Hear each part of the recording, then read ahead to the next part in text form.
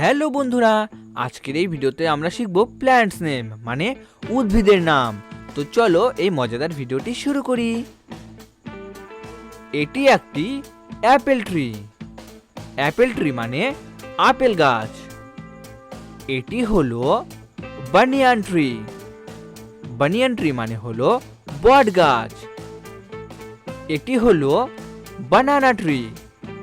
বানানা tree মানে হলো কলা গাছ। এটি হলো নিম ট্রি। নিম ট্রি মানে হলো নিম গাছ। এটি একটি জ্যাকফ্রুট ট্রি। জ্যাকফ্রুট ট্রি মানে কাঁঠাল গাছ।